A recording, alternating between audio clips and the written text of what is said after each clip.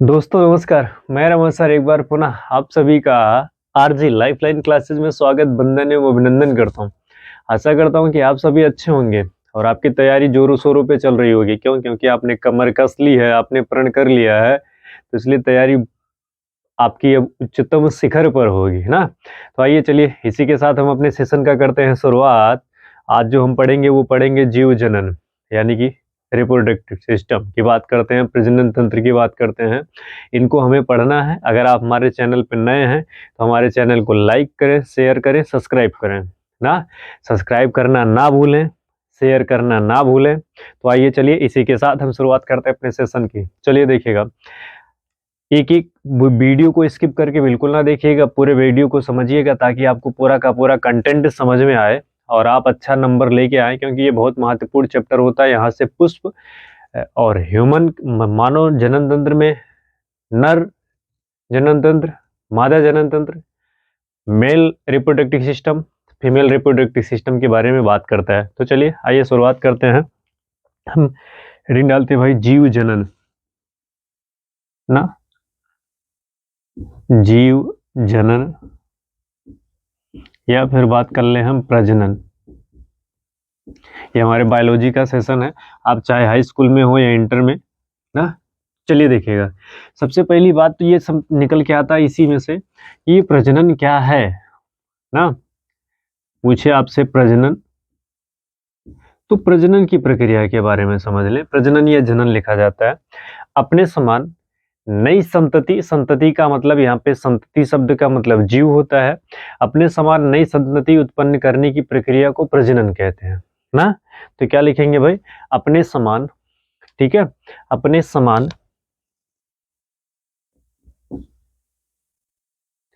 अपने समान नए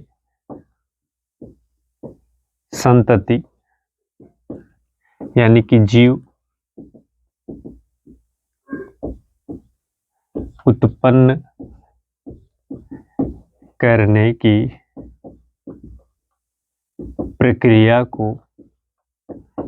प्रक्रिया को प्रजनन या फिर जनन कहते हैं ना। प्रजनन या जनन कहते हैं। क्या है भाई प्रजनन? अपने समान नए संतति यानी जीव को उत्पन्न करने की प्रक्रिया क्या कहलाती है भाई ना। उत्पन्न करना प्रजनन कहलाता है। उत्पन्न करने की प्रक्रिया क्या कहलाती है? प्रजनन कहलाती है। यहाँ तक आपने समझ लिया। अब बात कर लेते हैं, ये जो हमारे प्रजनन है भैया ना, ये जो प्रजनन है, ये प्रजनन कितने प्रकार के होते हैं? बड़ा इंटरेस्टेड चैप्टर है रिप्रोडक्टिव। तो बात कर लेते हैं। तो प्रजनन बात कर ले हम, प्रजनन कितने प्रकार के होते हैं। तो याद रखना, यहाँ पे अगर हम लिखें ये जो हमारा प्रजनन है, प्रजनन दो प्रकार के होते हैं। कितने प्रकार के होते हैं? दो प्रकार के होते हैं, ठीक है। एक होता है अलैंगिक प्रजनन, अलैंगिक।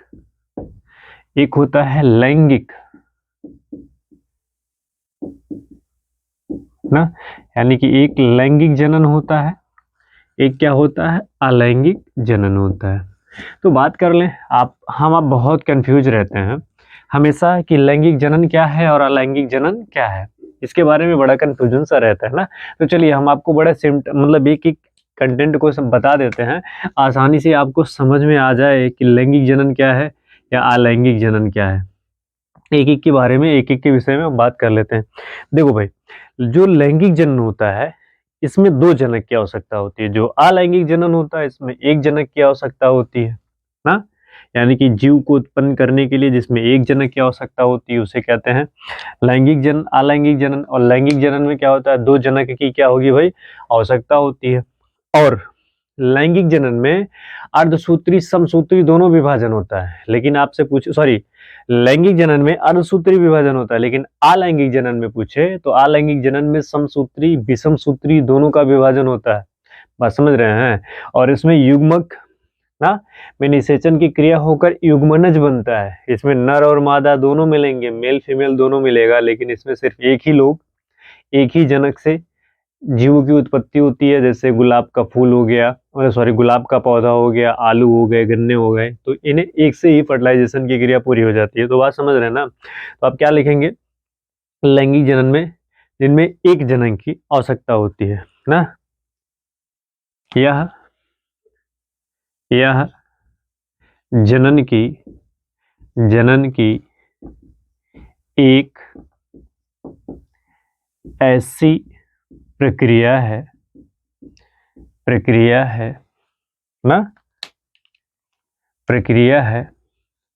जिसमें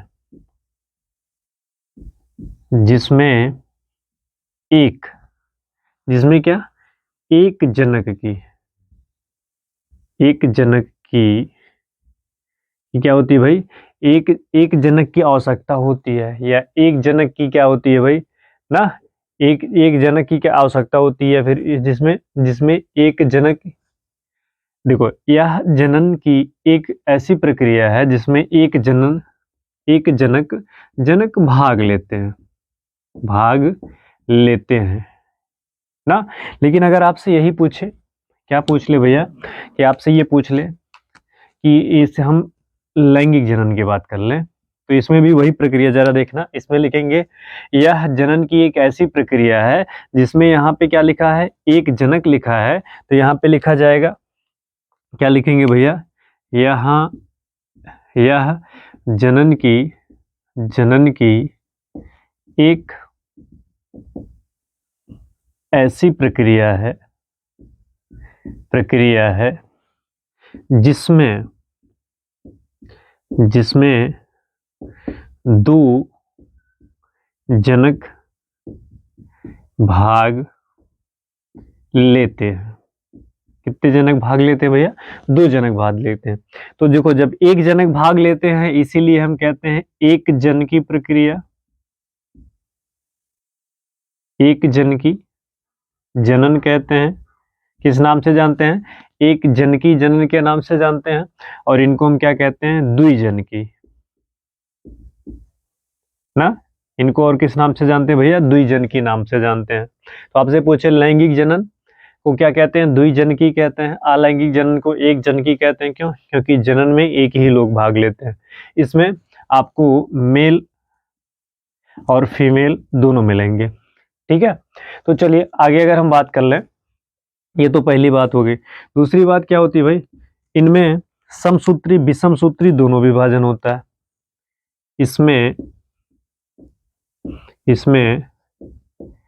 समसूत्री ना और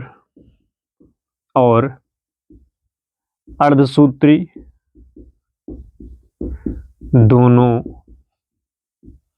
विभाजन की प्रक्रिया होती है। मतलब कहने का क्या मतलब है इसका, इसमें सम और विषम सूत्री विभाजन दोनों होती है। और इसमें अब इनकी बात कर लेते हैं, इसमें क्या है भैया, तो इसमें बड़ी दूसरी बात लिखना, इसमें अर्धसूत्री विभाजन होता है ना। और आगे बात कर लें, इनकी इकाई पूछे आपसे, क्या पूछे भाई ना, लैंगिक जनन की इकाई पूछे, तो इनकी इकाई कायिक होती है। कायिक जनन, कैसी जनन है भैया, कायिक जनन। कायिक का मतलब होती है शरीर, काया। कायिक का मतलब क्या होता है, शरीर, मतलब जिनमें जनन की क्रिया शरीरों के माध्यम से होती है, शरीरों के द्वारा होती है ना। जैसे अब शरीरों का मतलब कि किसी की त्वचा से पेड़ बन जाए ना, किसी की त्वचा से कोई नया नवजात जन्म ले ले, किसी का पुष्प से, तो इस तरह से होता है ना। अकेले ही, जैसे गुलाब का आप पौधा ले लीजिए आप, तो आप उसकी टहनी को काटते हैं और टहनी को कहीं ले जाके रोप देते हैं तो एक नया गुलाब का पेड़ बन जाता है। गन्ना ले लीजिए, काटते हैं, ले जाके मिट्टी में रोप देते हैं, नया गन्ने का पेड़ बन जाता है। तो कहने का मतलब इनके शरीर से डेवलपमेंट, कायिक जनन होता है, शरीर के होता है ना, ठीक है। बाकी इनमें ये कैसे होते हैं, तो इनको बता दिया गया। इनमें क्या होते हैं भाई, इसमें ये कायिक होते हैं, ये कैसे होते हैं, युग्मक से बनते हैं। युग्मक से क्या होते हैं, निर्मित होते हैं। और जब दो युग्मक मिलते हैं तो जाइगोट बनता है। ना, युग्मकों से निर्मित होते हैं, जिस युग्मकों से निर्मित होते हैं उसे क्या कहते हैं, युग्मनज। क्या कहते हैं, युग्मनज बनाते हैं।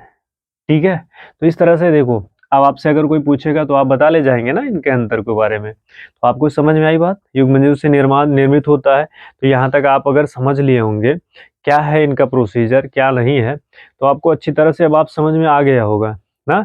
इनके संलयन, युग्मनजों का संलयन, और देखो इन्हें इन्हें उन्हें हम क्या कहते हैं, द्विजनक हैं, तो द्विगुणिक होंगे। इनको हम और क्या कहते हैं, द्विगुणिक के नाम से भी जानते हैं। द्वि ना गुणिक के नाम से भी जानते हैं हम इनको। किस नाम से जानते हैं भैया, द्विगुणिक के नाम से भी हम इनको बुलाते हैं, जानते हैं ना। द्विगुणित, गुणित लिखना है ना, द्विगुणित। ठीक है, तो इतनी बात आप समझ गए। अब आपसे कोई पूछेगा कि लैंगिक जनन, अलैंगिक जनन, जरा इनके बारे में हम समझ लेते हैं। अलैंगिक जनन, यह जनन की एक ऐसी प्रक्रिया है जिनमें एक जनक भाग ले, एक जनक, इनमें दो जनक भाग लेंगे। इसमें समसूत्री विषमसूत्री दोनों विभाजन होता है। इनमें सिर्फ अर्धसूत्री विभाजन होता है। विषम का मतलब अर्ध। युग्मकों से युग्मज का निर्माण होता है, इसीलिए इनको हम द्विगुणिक कहते हैं। एक जन की जनन अलैंगिक को कहते हैं, अलैंगिक को पूछे लैंगिक को तो द्विजन की जनक कहते हैं। यहाँ तक आपको बात समझ में आ गई। अब आगे हम बात कर लें कि ये जो लैंगिक जनन होते हैं ना, कौन से, अलैंगिक जनन जो होते हैं, इनको कई भागों में बांटा गया है। जैसे अगर हम बात कर लें, ये अलैंगिक जनन के भाग की बात कर लें, चलिए यहाँ पे देख पा रहे होंगे, इनके हम भाग को लिखना शुरू करते हैं यहीं से, जरा समझने की कोशिश करिएगा। पहला क्या है, विखंडन। पहला क्या भैया, विखंडन। विखंडन को हम विभाजन के नाम से जानते हैं, विभाजन के नाम से जानते हैं। और ये जो विखंडन है, ये दो प्रकार के हैं। विखंडन भी कितने प्रकार के होते हैं, दो प्रकार के हैं। एक द्विविखंडन है, एक क्या भैया, द्विविखंडन नाम है, एक का नाम है बहुविखंडन ना। बात समझ रहे हैं। लैंगिक जनन का पहला प्रकार कौन सा है, तो क्या है, विखंडन। इसी को विभाजन के नाम से जानते हैं। और विखंडन या विभाजन दो प्रकार के होते हैं, एक द्विविखंडन होता है, एक बहुविखंडन होता है। बात कर ले हम दूसरे की ना, तो दूसरे को हम कहते हैं खंडन। क्या कहते हैं भैया, खंडन कहते हैं। तीसरे की बात कर लेते हैं, तीसरे को हम कहते हैं मुकुलन ना। चौथे की बात कर लेते हैं, चौथों को हम कहते हैं पुनरुब्ध। क्या कहते हैं भाई, पुनरुब्ध, पुनरुब्ध ना भवन। और क्या नाम है, जल्दी से बताना, जल्दी बताओ भाई, क्या नाम है पुनरुब्ध भवन के बाद, मुकुलन, विखंडन। तो ये इसके विखंडन इतने के नाम हो गए भाई। कायिक प्रवर्धन एक नाम और होता है इसका।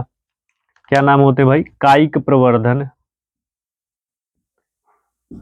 कायिक प्रवर्धन ना। क्या, कायिक प्रवर्धन। देखो, एक, दो, तीन, चार, पाँच, एक छः भी है, ये भी सात है। तो मतलब इस तरह से आप अगर आपसे पूछे लैंगिक जनन के प्रकार, तो एक होता है विखंडन, एक होता है विभाजन। विखंडन विभाजन का मतलब एक है, ये दो प्रकार के होते हैं। फिर खंडन है, मुकुलन है, पुनरुब्ध भवन है, फिर क्या है, कायिक प्रवर्धन। अब ये कायिक प्रवर्धन भी जड़, तना, पत्ती ना, जो आप कहते हो कलम विधि से, ये सब इनमें सब सारे आ जाते हैं। जड़, तना, ऐसे सीधे लिख दें हम। कायिक प्रवर्धन का मतलब क्या होता है कि जो जड़ से भी विकसित हो, फिर तना, तना, पत्ती ना, पुष्प, इन सब के द्वारा, मतलब इन सब के द्वारा जब होता है, तो ऐसे बेसिकली तीन ही याद रखना, जड़, तना, पत्ती। तो अगर आपसे पूछे लैंगिक जनन तो विखंडन, हाँ इस पे टिप्पणी लिखने के लिए आता है। जरा आप अपनी कॉपी से क्या करना, इसे रीड आउट कर लेना फटाफट, ठीक है। तो आप अपने पास नोट्स बनाए होंगे अगर आप ना। एक होता है, और एक प्रक्रिया इसी में है याद, अगर हम बात की बात वो कर ले, तो एक और एक टर्म्स और यहाँ पे होता है, जरा ऊपर लिख रहा हूँ, बीजाणु द्वारा। क्या भाई, बीजाणु द्वारा,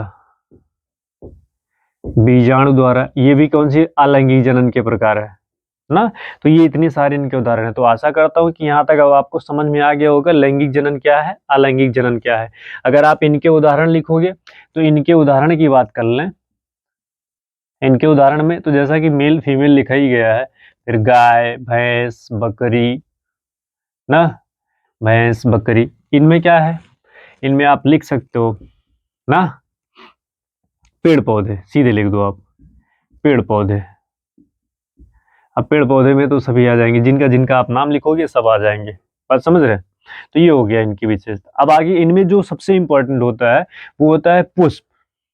इनमें जो सबसे इंपॉर्टेंट होता है वो क्या होता है भैया, पुष्प होता है। तो उस पुष्प के बारे में हमें आपको पढ़ना है। इसको हम देते हैं, मिटा देते हैं। तो आपको ये जहां तक है कि समझ में आया होगा, ये आपको बिल्कुल क्या हुआ होगा भैया, समझ में आया होगा। चलिए हम इसको मिटा दे रहे हैं। आगे हम पढ़ लेते हैं फिर पुष्प के बारे में ना। आगे किसके बारे में पढ़ लेते हैं भैया, पुष्प के बारे में पढ़ लेते हैं, जो कि आपके परीक्षा के दृष्टिकोण से बहुत ही महत्वपूर्ण है। और वो जैसा कि हमने अपने वादे के मुताबिक आपसे कहा था ना कि महत्वपूर्ण प्रश्नों की श्रृंखला महत्वपूर्ण टॉपिकों पर ही डिस्कस किया जाएगा, वही डिस्कस करने के लिए हम आपके बीच क्या है, उपस्थित है ना।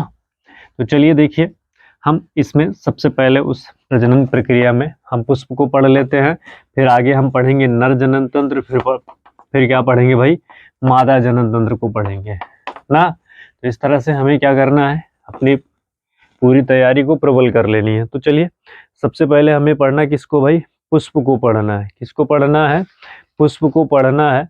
तो पुष्प का अध्ययन किसके अंतर्गत किया जाता है ना। चलिए पढ़ना किसको है, पुष्प, पुष्प फूल ना पढ़ना है। चलो आपसे पहला प्रश्न क्या पूछेगा कि इनका अध्ययन कहाँ किया जाता है ना। पुष्प का अध्ययन तो एंथोलॉजी में, एंथोलॉजी में किया जाता है। पुष्पों का अध्ययन किस में किया जाता है भैया, एंथोलॉजी में किया जाता है। ये क्या है, एंथोलॉजी।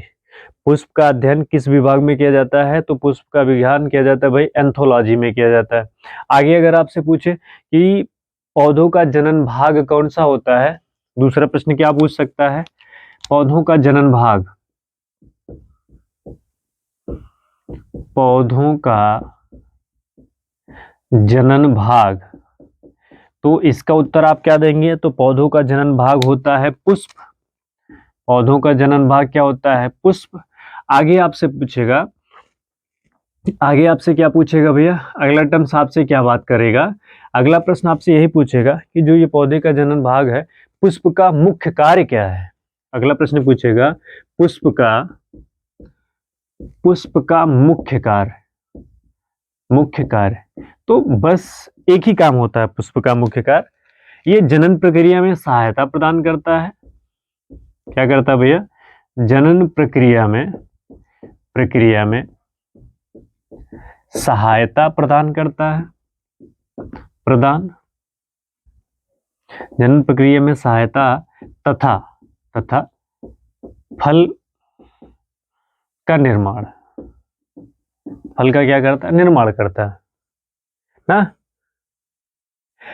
जनन, देखो 3 प्रश्न महत्वपूर्ण बनेंगे। अध्ययन एंथोलॉजी में किया जाता है, पौधों का जनन भाग कौन सा होता है, पुष्प होता है, पुष्प का मुख्य कार्य क्या है, जनन प्रक्रिया में सहायता, रिप्रोडक्टिव सिस्टम में यानी कि रिप्रोडक्शन करने में क्या होती है भाई, सहायता करता है। और क्या करता है, फल का निर्माण करता है। किसका निर्माण करता है, फल का निर्माण करता है। अब अगला प्रश्न पूछेगा पुष्प के मुख्य भाग, अगला प्रश्न आपसे पूछेगा पुष्प के प्रमुख भाग, तो इसका उत्तर क्या हो जाएगा, तो आप इसका उत्तर लिखेंगे पुष्प का प्रमुख भाग होते हैं, पुष्प के प्रमुख 4 भाग होते हैं। कितने भाग होते हैं भैया, 4 भाग होते हैं। तो चलिए उन चारों भागों का हम नाम लिख लेते हैं, कौन कौन से भाग होते हैं। तो चलिए इन जो 4 भाग होते हैं उनका नाम लिख लेते हैं। एक का पहला का नाम है वाह्यदल पुंज, वाह्यदल पुंज। दूसरे का नाम क्या है, तो चलिए भाई दूसरे का नाम हम लिख देते हैं दलपुंज, दूसरे का नाम लिख दिया क्या भाई, दलपुंज। अब चलिए बात कर लेते हैं तीसरे का नाम क्या है, तो तीसरे का नाम होता है पुमंग, पुमंग। और चौथे का नाम अगर पूछे आपसे, तो चौथे का क्या नाम होता है, तो चौथे का नाम लिख लेते हैं जयांग, जयांग ना। अब इनके बारे में समझ लेते हैं। क्या क्या लिखा भाई, देखो, वाह्य दलपुंज, दलपुंज, वाह्य दलपुंज, दलपुंज, पुमंग, और फिर क्या होते हैं, जयांग होते हैं। अब इनको समझ लेते हैं। जैसा कि आपको हम एक पुष्प लिए हुए हैं, हालांकि ये सूख गया है बेचारा, कोई बात नहीं, फिर भी जैसा कि आप इनके बारे, इस पुष्प को देखें और फिर आप समझने की कोशिश करें क्या, कैसे, कहाँ पे है। तो ये जो वाह्य दलपुंज है, बात समझ रहे हैं ना, ये पुष्प देख रहे हैं ना, इस पुष्प को आप देखें, गौर से देखें इस पुष्प के, इस पुष्प के बारे में सारी जानकारी, इसकी जो सारी जानकारी है इस पुष्प के माध्यम से आपको दी जाएगी ना, सारी जानकारी पुष्प के माध्यम से दी जाएगी। तो आप देख सकते हैं। चलिए देखिएगा, वाह्य दलपुंज की बात करें तो आप देख रहे हैं ना, ये वाला हरा वाला भाग पास में ला रहा हूं मैं, ये हरा वाला भाग, ये पूरा हरा वाला भाग, जैसा कि मार्कर ले लूं मैं, ये देख रहे हैं, ये हरा वाला पूरा भाग, ये हरा वाला भाग क्या कहलाता है, वाह्य दलपुंज कहलाता है। बात समझ रहे हैं ना। जैसे चलो चित्र के माध्यम से भी हम आपको बता देते हैं, आपने देखा भी होगा, चलो हम थोड़ी सी कलाकारी करने की कोशिश करते हैं भैया। ये मान लो ये कोई पुष्प बना रहा हूं मैं, ये ऐसे, ये, चलिए ना। अब इस पुष्प को मैं, ये मान लीजिए गुलाब का पुष्प है, सपोज दैट करिएगा, हालांकि गुलाब, चलो मान लो ये गुलाब का पुष्प है, ठीक है। अब जरा देखना, एक एक और बनाते हैं, एक ये बना दिया मैंने,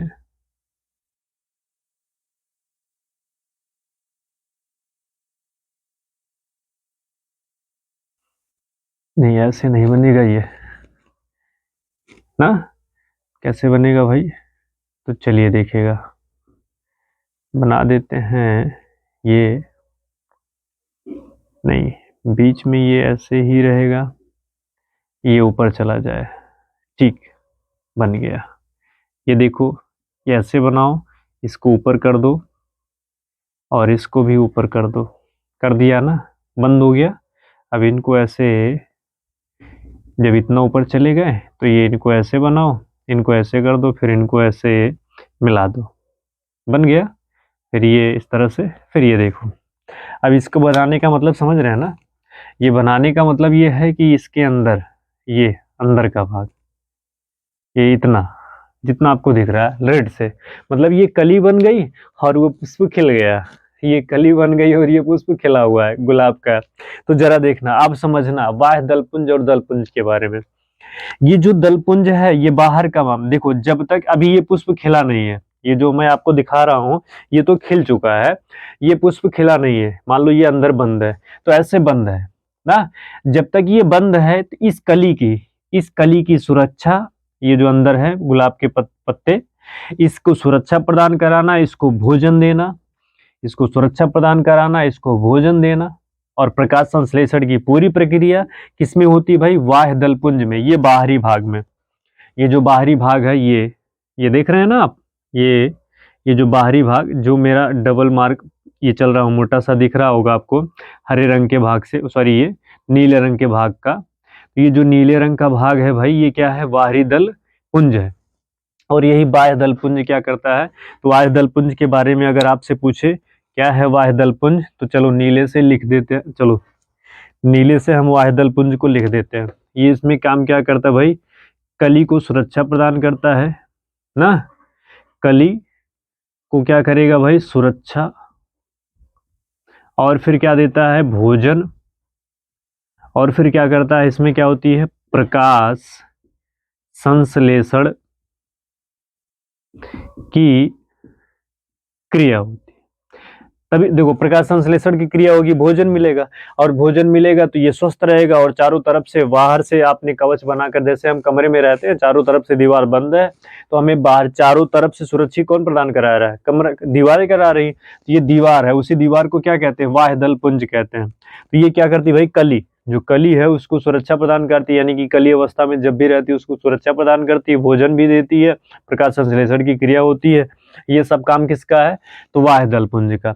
अब बात करो, जरा देखिए दूसरे नंबर की बात कर लेते हैं, जो देखो ये हो गया हमारा पहला नंबर, ये हो गया हमारा दूसरा नंबर, ये है तीसरा नंबर, ये कौन सा भाई, चौथा नंबर। तो बात कर लेते हैं दूसरे नंबर को, जरा समझना। दलपुंज, इसे हम एक नाम से और जानते हैं, इनको हम पेटल के नाम से भी जानते हैं। किस नाम से?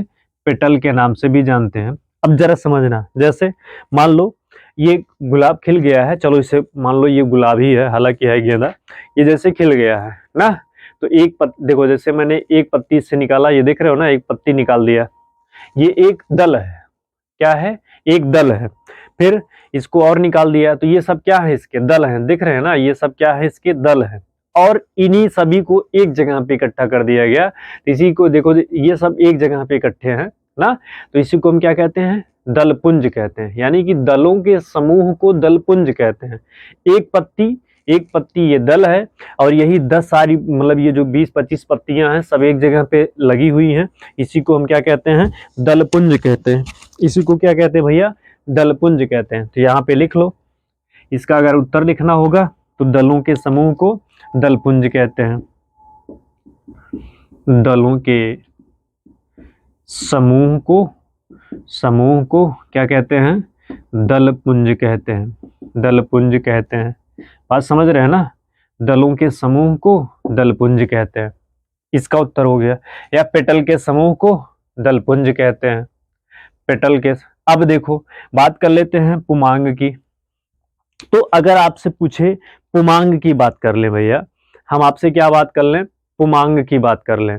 तो जो याद रखना, इसमें तो नहीं दिख रहा है, हालांकि ऐसा नहीं है कि इसमें नहीं है भी, इसमें भी ना, लेकिन जो हमारा गुलाब का पुष्प होता है उसमें अस्पष्ट दिखता है ना।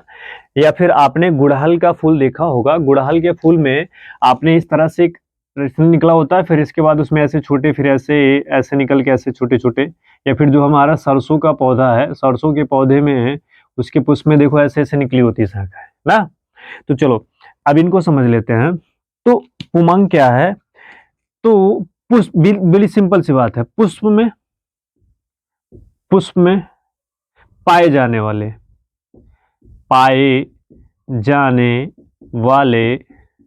नर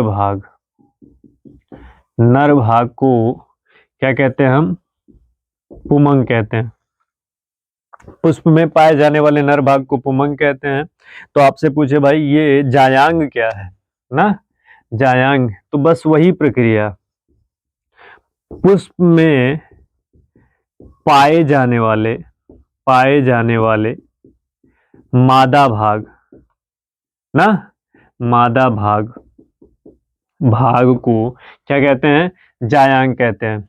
पुष्प में पाए जाने वाले मादा भाग को जायांग कहते हैं, पुष्प में पाए जाने वाले नर भाग को पुमांग कहते हैं। ये आप बस समझ गए। अब बात कर लेते हैं हम जायांग पुमांग की। तो पुमांग भी भैया कितने प्रकार के होते हैं? तो यहीं पे लिखता हूं हम, यहीं पे हम लिखते हैं ना, प्रकार ना। पुमंग के क्या लिखते हैं? प्रकार। चलिए, जैसा कि अगर हम देखें पुमंग के प्रकार को पूछे या जायांग के प्रकार को पूछे, तो चलिए भाई पुमंग के प्रकार को पूछे तो पुमंग कितने प्रकार के होते हैं? तो इनके प्रकार को पूछे तो ये 3 प्रकार के होते हैं। कितने प्रकार के होते हैं? 3 प्रकार के होते हैं। कौन कौन सा प्रकार होता है? तो चलिए, इनके पहले प्रकार को क्या कहते हैं? तो कहते हैं पुंकेसर। क्या कहते हैं भैया? पुंकेसर। फिर क्या कहते हैं? परागकण ना। और फिर क्या कहते हैं? परागकोश। क्या कहते हैं? परागकोश। ठीक, देखो पुमंग के 3 भाग होते हैं, पुंकेसर, परागकण, परागकोश ना। या फिर परागकोश पहले लिखा जाता है, परागकण बाद में, कोई दिक्कत नहीं। पहला क्या है भाई? पुंकेसर है, दूसरा क्या है? परागकण है, तीसरा क्या है? परागकोश है। ऐसे जायांग के भी भाग होंगे ना, जायांग के भी भाग होते हैं। कितने? तो जायांग के प्रकार पूछे आपसे, यहाँ पे मैं नीचे लिखता हूँ, जरा मार्कर को ध्यान दीजिएगा, लिख कहाँ पे रहा हूँ। यहाँ पे आपसे पूछे प्रकार ना, तो जायांग के भी कितने प्रकार होते हैं? तो जायांग भी 3 प्रकार के होते हैं। कितने प्रकार के होते हैं भैया? 3 प्रकार के होते हैं। नाम मैं यहाँ पे लिख रहा हूँ, एक, दूसरा नाम यहाँ पे, तीसरा नाम यहाँ पे लिख रहा हूँ। तो चलिए देखिए, जैसे सबसे पहले पहला नाम लिख रहा हूँ मैं, यहाँ पे पहला लिख रहा हूँ, पहला नाम क्या है, अंडाशय ना। क्या होता है भाई, अंडाशय होता है। पहला नाम क्या लिखोगे आप, अंडाशय, अंडाशय। दूसरा, इनका दूसरा क्या होता है, तो वर्तिका, वर्तिका। और तीसरा क्या होता है भाई, वर्तिकाग्र, वर्तिकाग्र। ठीक है, तीसरा क्या होता है, वर्तिकाग्र, वर्तिकाग्र। क्या होता है भाई, वर्तिकाग्र। बात समझ रहे हैं। अब जरा समझना, जैसे कि हमने बताया क्या होता है भाई, पहला भाग अंडाशय ना, देख रहे हैं, पहला भाग क्या, अंडाशय। दूसरा क्या है, वर्तिका। तीसरा क्या है, वर्तिकाग्र। किसके, जायांग के प्रकार। जायांग मतलब मादा भाग। पुंवंग, जैसा कि आप देख रहे हैं, पहला पुंकेसर होगा, दूसरा क्या है, परागकण होगा, तीसरा क्या है, परागकोश होगा। इतनी बात आपने समझा। अब चलो जरा समझ लेते हैं हम ना, इसी में हम इतने में ही समझ लेते हैं कि ये जो पुंकेसर है, जो परागकण है, जो परागकोश है, क्या है, कैसे हैं। तो समझना जरा, सपोज दैट की बात करते हैं हम ना। आपने देखा भी होगा, देखो क्या है पुंकेसर। जैसे मैंने यहाँ पे छापा, ये आपको बताया, मान लो ये गुड़हल का एक जो बीच की टहनी पुष्प में से निकली होती है ना, कुछ ऐसे देखो, गुड़हल ऐसे, ऐसे मान लो ये गुड़हल का पुष्प है और इसमें से ये टहनी निकल गई है, इसके ऐसे ऐसे किनारे किनारे डॉट से देखते रहते हो। तो यही डॉटेड का, आप सरसों का फूल जब तोड़ेंगे तो उसमें से एक को खींचेंगे, तो यानी कि जो यहाँ से लेके यहाँ तक ऐसे लगा हुआ है, ये भाग ऐसे, तो इसी को आप निकाल लीजिए। यानी कि तो जब आप उसको निकालोगे तो ये कुछ इस तरह से निकल के आएगा। बात समझ रहे हैं ना, कैसे निकल के आएगा। ये पुष्प हम मिटा देते हैं, वैसे देखने में ठीक लग रहा है तो मिटवा क्यों रहे, चलो यहाँ पे समझना, यहाँ पे समझ लेते हैं, यही समझते हैं ना। तो ये जो ऐसे निकल के आएगा, देखिएगा, यहां से लेके यहां तक के भाग को ये इस तरह से ऐसे आगे हम जोड़ देते हैं इनको। बात समझिएगा, यहां से लेके यहां तक के भाग को हम कहते हैं पुंकेसर। क्या कहते हैं भाई, पुंकेसर। यहां से लेके यहां तक के भाग को क्या कहते हैं, पुंकेसर। क्या कहते हैं, पुंकेसर कहते हैं। और ये जो, ये देखो, जो मैं ब्लैक रंग से रख रहा हूं, जो ब्लैक कलर का रख रहा हूं, जो ब्लैक कलर का बना रहा हूं, इसे हम क्या कहते हैं भाई, इसको हम कह देते हैं परागकोश। क्या कहते हैं, परागकोश। क्या कहते हैं भैया, परागकोश। अब जरा समझना, लाल वाले भाग को हम कहते हैं, मतलब यहां से लेके यहां तक जो आपका सिरा है, मतलब ये, इसे हम कहते हैं पुंकेसर। ये जो गोला सा भाग है, इसे हम क्या कहते हैं, परागकोश। और इसी में ऐसे ये भरे होते हैं, ये पॉइंट सा जैसे ग्रीन ग्रीन सा दिख रहा है ना आपको, मतलब नीले कलर का, इसी को हम कहते हैं परागकण। क्या कहते हैं, परागकण। क्या कहते हैं भैया, परागकण कहते हैं। बात समझ गए। जायांग का वह भाग, मतलब ये यहाँ से लेके यहाँ तक का सिरा पुष्प का, वो पुंकेसर कहलाता है। ये जो पूरा कवर्ड आगे बना हुआ ब्लैक कलर का, उसे परागकोश कहते हैं। परागकोश के अंदर भरा होता है परागकण। जब आप कभी गुड़हल के पुष्प के पास जाते हैं तो उसे झाड़ते हैं, तो आपके हाथ में, ये देखो, सरसों का फूल इस समय वर्तमान समय में खूब मिलेगा आपको। आप उस पर हाथ फेरिएगा तो आपके हाथ में पीला पीला रंग, छोटे छोटे कण लग जाते हैं। जो पीले पीले रंग के छोटे छोटे कण लग जाते हैं, वो होते हैं परागकण होते हैं। क्या होते हैं भैया, वो परागकण होते हैं ना। तो चलो ये समझ लिया आपने। अब बात कर लेते हैं हम किसकी, अब हम बात कर लेते हैं जायांग को। जायांग में वर्तिका क्या है, वर्तिकाग्र क्या है, अंडाशय क्या है ना। तो जरा देखना, मान लीजिए एक स्ट्रक्चर बनाए हम आपके सामने कि ये कोई, चलो भाई, ये कोई पुष्प है, ठीक है, ऐसे कैसे, हाँ ऐसे बना देते हैं।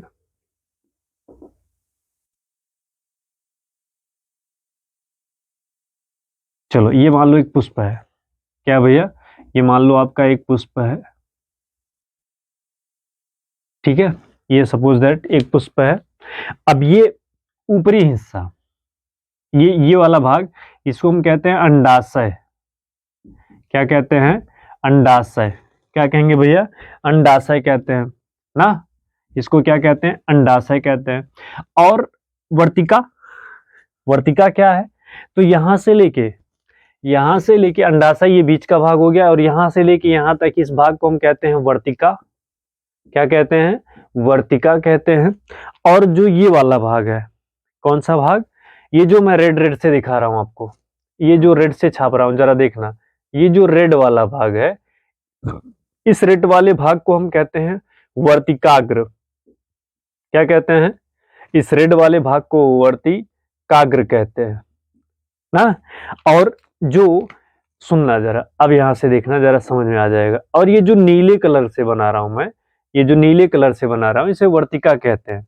और ये जो बीच का भाग दिख रहा है आपको ना, ये जो नीले कलर से बना है, इसको आप वर्तिका कहते हैं, ठीक है। और जो ये बीच का भाग दिख रहा है, इसे क्या कहते हैं, अंडाशय कहते हैं। ये अंडाशय है, ये वर्तिका है, ये वर्तिकाग्र है ना। ये जायांग का भाग है, ये यहाँ से यहाँ तक पुंकेसर है, ये क्या है, परागकोश है, ये परागकण है। यहाँ तक बात समझ में आपको आई होगी।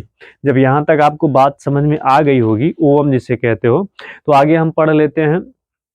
आगे हम क्या पढ़ लेते हैं भाई, सबसे ज्यादा महत्वपूर्ण कि परागगण क्या है, परागण क्या है, स्वपरागण क्या है, पर परागण क्या है। बस इतना पढ़ के हम अपने क्लास को क्या करते हैं, एंड करेंगे।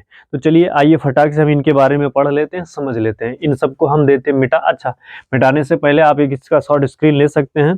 शॉर्ट स्क्रीन क्या कर सकते हैं भैया, आप ले सकते हैं।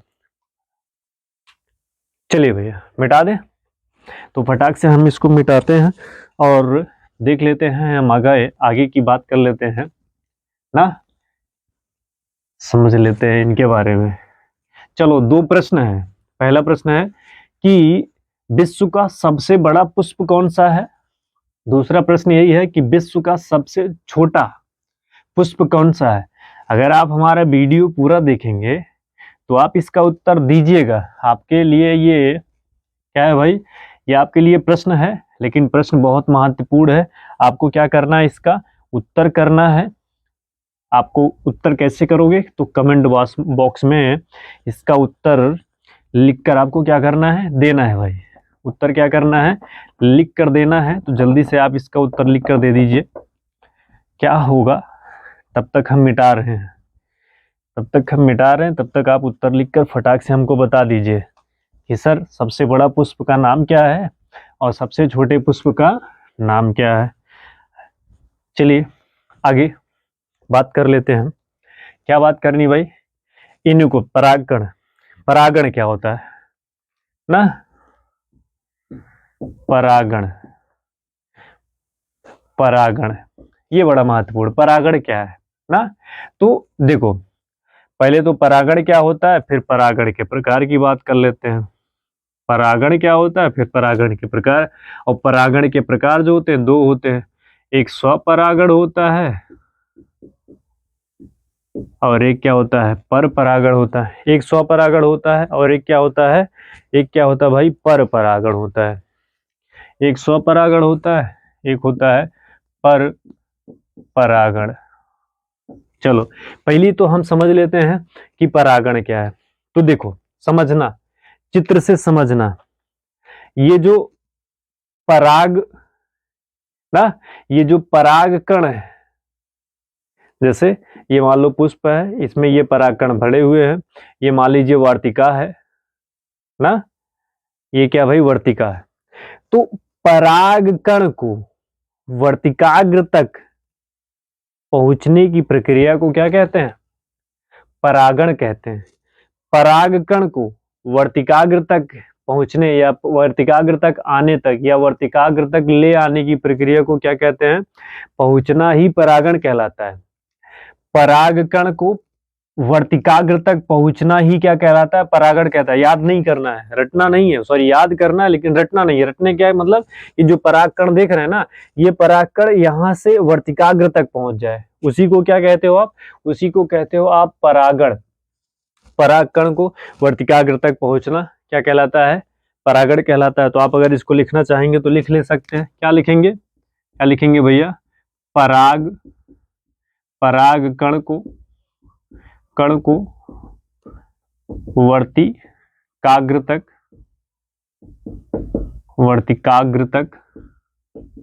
पहुंचना ही क्या कहलाता है, परागण कहलाता है। पहुंचना ही क्या कहलाता है भाई, परागण कहलाता है। जैसा कि आप देख पा रहे होंगे, परागकण को वर्तिकाग्र तक ना। वर्तिकाग्र तक पहुंचना ही क्या कहलाता है? काग्र। वर्तिकाग्र तक पहुंचना ही क्या कहलाता है?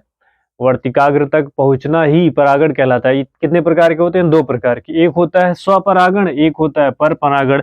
तो पहले समझ लेना, इनको भी समझ लो पहले, फिर हम समझते हैं कि ये स्वपरागण का मतलब क्या होता है ना। तो स्वपरागण का मतलब एक ही सेंटेंस में आपको मैं बता दूं, एक ही पेड़ में, एक ही पेड़ में या एक ही पौधे में परागण हो तो उसे हम स्वपरागण कहते हैं। अलग अलग पौधों में, अलग अलग पौधों में ना, अलग अलग पेड़ों में, पेड़ों में, सॉरी पौधे लिखें, पेड़ लिखें, कुछ भी लिखें, अलग अलग पेड़ों में ना, अलग अलग पेड़ों में क्या हो भाई? परागण होता है, अलग अलग होता है। तो एक ही पेड़ों में क्या होता है और अलग अलग पेड़ों में क्या होता है?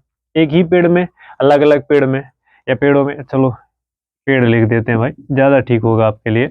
अलग अलग पेड़, और इसमें क्या होता है? एक ही पेड़, उसमें क्या होता है भाई? अलग अलग पेड़ होते हैं।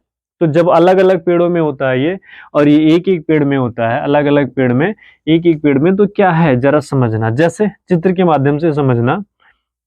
ये मान लो एक पुष्प है, ये भी एक पुष्प है, एक ही पेड़ में है ना, ये एक ही पेड़ के पुष्प हैं। अब ये एक पेड़, ये भी पुष्प है और ये भी पुष्प है, तो इसमें से परागकण किसी भौरे या फिर किसी के माध्यम से, कीट, तितलियां वगैरह, इनके माध्यम से ये परागकण यहाँ से उठे और उठकर कहाँ पे पहुंच जाए? इस पुष्प के वर्तिकाग्र तक पहुंच जाए। चलो वर्तिकाग्र को हम नीले से दिखा रहे हैं, ये मान लीजिए वर्तिकाग्र है। अब ये परागकण यहाँ से उठा और यहाँ वर्तिकाग्र पर आके पहुंच गया, तो यहीं पे क्या होगा भाई? परागकण, ये जो परागकण यहाँ से उठा था और कहाँ पहुंच गया? वर्तिका तक, तो ये क्या हो गया? स्वपरागण ना। तो यही होता है एक पेड़ों में, एक ही पेड़ों में हो जाता है इस तरह से प्रक्रिया, तो ये क्या कहलाती? स्वपरागण कहलाती। पर परागण का मतलब क्या है? जैसे देखो, ये मान लो एक एक पेड़ है भाई, ये क्या है? एक पेड़ है, इस पे ये पुष्प लगे हुए हैं, और फिर ये दूसरा पेड़ है, यहाँ पे है, इसमें ये पुष्प लगे हुए हैं। ठीक है, बात समझ रहे हैं ना। ये मान लीजिए एक और पेड़ बना रहा हूं मैं, क्या बना रहा हूं भैया? एक और पेड़ बना दूं। ये मान लीजिए एक पेड़ है, इस पे ये पुष्प है, ये। अब जरा समझना, एक ही पेड़ के 2 पुष्प के साथ अगर फर्टिलाइजेशन की क्रिया हो रही है तो वो क्या होती है? स्वपरागण होती है। मतलब एक पेड़ का, एक ही पेड़ के 2 पुष्प का एक का परागकण दूसरे के वर्तिकाग्र तक पहुंचता है तो स्वपरागण होता है। अब अलग अलग पेड़ों के परागकण अलग अलग वर्तिकाग्र तक पहुंचेंगे तो क्या होता है? पर परागण होता है। अलग अलग पेड़ों के परागकण अलग अलग पेड़ों के वर्तिकाग्र तक पहुंचेंगे तो उसे हम कहते हैं पर परागण।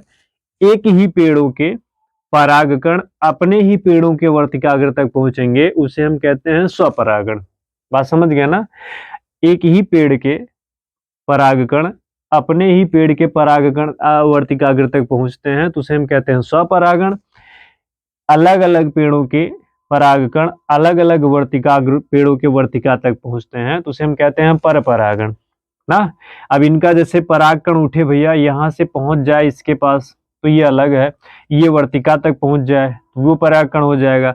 अब यहाँ से परागकण उठे ना, इनके पास पहुंच जाए तो ये अलग हो जाएगा। कहने का मतलब, या फिर इनसे यहां से परागकण उठा किसी के माध्यम से, वो देखो वो हवा के माध्यम से भी हो सकता है, कीटों के माध्यम से भी हो सकता है, जानवरों के माध्यम से भी हो सकता है, हम आप इंसानों के माध्यम से हो सकता है। कैसे हमारे आपके माध्यम से हो सकता है? कि जब हम आप क्या करते हैं, कोई चीज हमें कोई पुष्प या कुछ दिखता है, बड़ा अच्छा दिखता है, बड़ा प्यारा दिखता है, तो हम आप उसको सहला देते हैं। या फिर देखते हैं हमें ज्यादा इंजॉय करना होता है, मजे लेने होते हैं, तो हम ऐसे हाथ से उसे क्या करते हैं? छपकते चलते हैं, उसे उसे लहराते चलते हैं। तो जैसे ही आप हाथ से लहराते हो, तो मान लीजिए जैसे ये पेड़ है, आपने ऐसे हाथ से लहराया तो ये एक पेड़ दूसरे पे, दूसरे पेड़, जैसे आप जब गुरुजी आपको बोलते हैं कि चलो भाई आप क्या हो जाओ, लाइन में खड़े हो जाओ, तो आप क्या करते हो? तो एक बच्चे पे धक्का देते हो, तो एक दूसरे के ऊपर, दूसरा तीसरे के ऊपर, तीसरा चौथे के ऊपर, इस तरह से गिरता हुआ सामने तक लाइन बिल्कुल भड़ भड़ भड़ भड़ करके गिरती चली जाती है ना। तो वही प्रक्रिया ऐसे होता है, जैसे ये फूल लगे हुए हैं, आप ऐसे चल रहे हो तो इन पे हाथ फेरोगे तो ये इन पे झुक जाएगा, ये इन पे झुक जाएगा, तो इनका परागकण इनके वर्तिका पर गिर जाएगा और इनका परागकण इनके वर्तिका पर गिर जाएगा। तो इस तरह से इनका क्या हो जाता है, परागण का निर्माण हो जाता है ना। अब जरा समझना, तो जब ये वर्तिका तक पहुंच जाएगी, मान लीजिए जैसे, चलो भाई ना,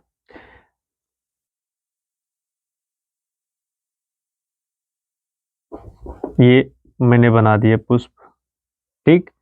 अब कोई, ये हमारे वर्तिका, ये मान लीजिए ये कोई परागकण यहाँ पे आके चिपक गए, क्या कर गए भाई, परागकण चिपक गए। तो अंडा, जो अंडाशय है, इसमें अंडे बने होते हैं 3, मिनिमम कितने अंडे रहते हैं, 3 अंडे रहेंगे ना।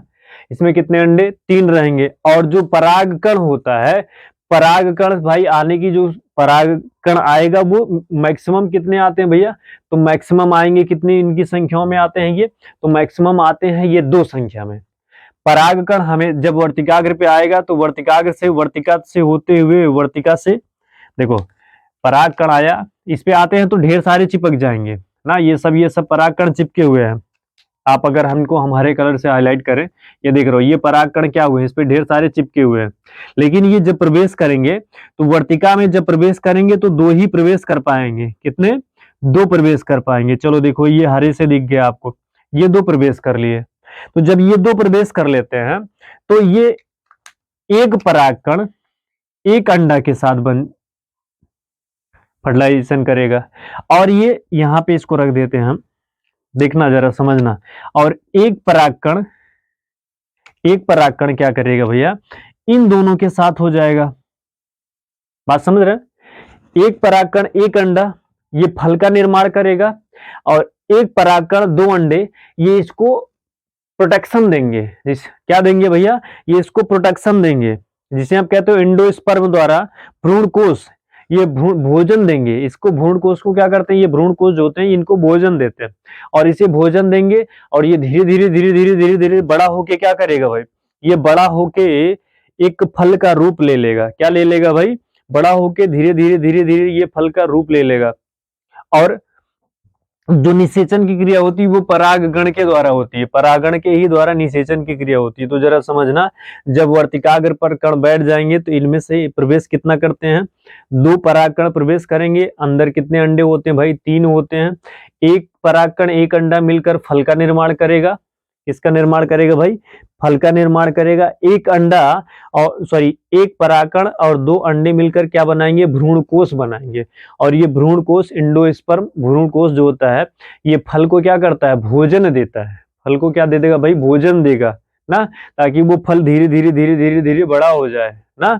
क्या करता है, ये भोजन देता है। और यही यही 2 मिलकर क्या करते हैं, भ्रूण को क्या करेंगे भाई, विकसित करते हैं। यही ये मिलकर क्या करेंगे, भ्रूण को क्या करते हैं, विकसित करते हैं। तो आपको आशा करता हूं ये बात समझ गया ना। तो ये भोजन देना, एंडोस्पर्म क्या करते हैं, निषेचन की क्रिया, परागकण परागण क्या होता है। आशा करता हूं कि ये सभी चीजें आपको समझ में आई होगी। अब आपसे कोई पूछे स्वपरागण क्या है, पर परागण, जब भी परागण की क्रिया होगी, परागकण अंडाशय तक सिर्फ 2 ही परागण पहुंचते हैं, परागकण पहुंचते हैं। एक क्या करता है, भ्रूण, एक 2 अंडे के साथ मिलकर भ्रूण कोष का निर्माण करेगा, भ्रूण कोष का निर्माण करता है, और एक क्या करता है, फल का निर्माण करता है। और ये भ्रूण कोष जो होता है वो फल को क्या देता है, भोजन, फल को क्या देता है, भोजन। तो इस तरह से फिर धीरे धीरे उसका डेवलपमेंट हो जाता है और क्या बन जाता है, एक फल के रूप में उसका निर्माण हो जाता है। तो आशा करता हूं कि आप सभी को यह मेरे द्वारा पढ़ाया गया सेशन समझ में आएगा, और यहाँ से बनने वाले प्रश्नों का सारा उत्तर आप सही करके आएंगे। ये आप हमसे प्रॉमिस करें भाई, अगर सेशन को पूरा देखे हैं कि वो सर मेरा इससे प्रश्न जो भी आएगा वो गलत नहीं होगा। और हाँ, अगर आप मेरे चैनल पे नए हैं तो हमारे इस चैनल को ना सब्सक्राइब कर लीजिए। क्यों, क्योंकि ये चैनल मेरा है ही नहीं है ना, है तो आपका चैनल, इसलिए सब्सक्राइब कर लो। क्यों, क्योंकि आपके लिए इस चैनल पे हम सब बहुत मेहनत करते हैं, ताकि आपका जीवन उज्जवल, सुखद, सहज, सरल और क्या हो भाई, बिल्कुल खुशहालियों से भरा, खुशियों के आडंबरों से भरा, खुशियों के वाह दूरगामियों से भरा, मस्त हो, अच्छा हो, कुशल हो। ना, ताकि आपको अपनी आइडेंटिटी बनाना ना पड़े, आपकी आइडेंटिटी अपने आप बन जाए और आपका आइडेंटिटी बनना और आपकी पहचान और आपकी सफलता आपके ही द्वारा तय की गई दूरी पर ही निर्भर करता है। तो जाते जाते एक संदेश है मेरा, संदेश ये है कि बेहतर से बेहतर कल की तलाश करो, मिल जाए नदी तो समंदर की तलाश करो, टूट जाते हैं शीशे अक्सर पत्थर की चोट से, टूट जाते हैं शीशे अक्सर पत्थर की चोट से, टूट जाए पत्थर ऐसे शीशे की तलाश करो, टूट जाए पत्थर ऐसे शीशे की तलाश करो। तब तक के लिए आपको बहुत बहुत धन्यवाद, थैंक यू। लेकिन हाँ, मेरे सेशन को ज़्यादा से ज़्यादा लोगों के पास शेयर करें। नेक्स्ट वीडियो होगा नर जनन तंत्र ना, तो आप देखना ना भूलिएगा। नेक्स्ट वीडियो जल्दी ही हम आपके बीच लेके आएंगे। तब तक के लिए आप सभी को बहुत बहुत शुभकामनाएं, बहुत बहुत ढेरों सारी शुभकामनाएं। धन्यवाद धन्यवाद धन्यवाद, थैंक यू वेरी मच।